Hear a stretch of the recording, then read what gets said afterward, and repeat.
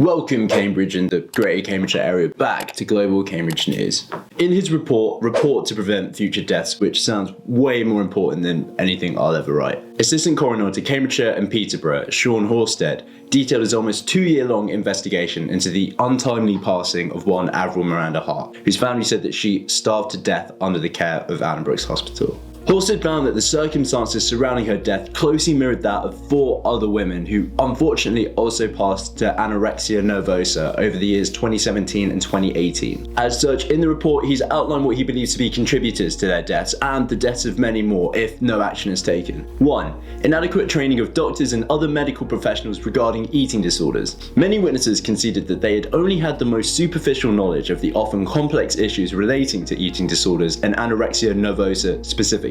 2. A lack of monitoring of moderate to high risk anorexia patients by primary and secondary care providers.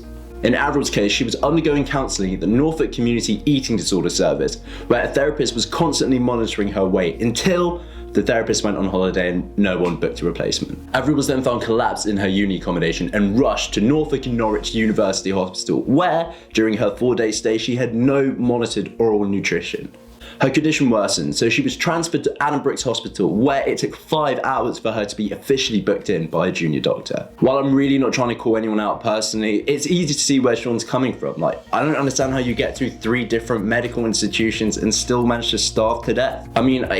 It's a lack of monitoring. That's it. 3. Lack of data on eating disorders. FAWCETT describes concerns that there may be a significant underreporting of the extent to which eating disorders have caused or contributed to deaths. Basically going on to say that the deaths get attributed to natural causes as opposed to the eating disorders underneath. And 4, say it with me now, COVID! Remember? He basically says that not only are people with eating disorders going to struggle more in a time like this, it's going to make it way harder for the NHS to do their job and accurately track the data. While Avril's untimely and unfortunate death was 9 years ago now, the 4 other women weren't that long ago, and without that accurate data, we don't know how many more there have been. Look, obviously I'm no expert, but the impression I got from reading the report was that these were totally avoidable, if just for better monitoring and, actually being looked after right. If you or someone you know is struggling with an eating disorder, why not reach out to BEAT, a charity that is anti that. All linked in the description down below.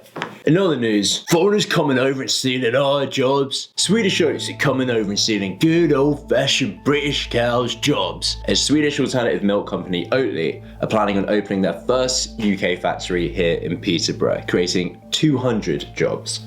The company has said that the unit will be capable of producing up to 300 million litres of oat milk per year at launch, enough to last an alternative uni coffee shop maybe a week. Oatly also said that the factory is aiming to use 100% renewable energy and decrease its energy consumption, water consumption and waste by 75% each at the factory by 2029. I've been going back and forth on how I feel about this one. While I'm all for their sustainability focus and creating more local jobs, especially in a factory that's this green, I am reminded of last year when Blackstone invested $200 million in the company and became 10% owners. People were mad because Blackstone's CEO, Stephen Schwarzman, had invested a bunch of money into the Trump administration, which, famously hasn't been great for the environment or just Earth in general. Oatly said that the deal steers capital that would have otherwise gone into another commercial investment into sustainability instead. There was also some controversy following claims that Blackstone had ties to the deforestation of the Amazon rainforest, but that's all been denied and I'm kind of inclined to believe it. I guess it all depends on where you land on it. For me personally, I feel like all the bad dudes are kind of far enough removed and high up enough that they don't really reflect the values of everyone below them. I'm also a sucker for Oatly's chocolate oat milk because I'm 12, so maybe that's it, who knows. Maybe Amazon could come out with the world's most delicious milkshake and I think, okay, maybe this Basil's guy isn't so bad after all.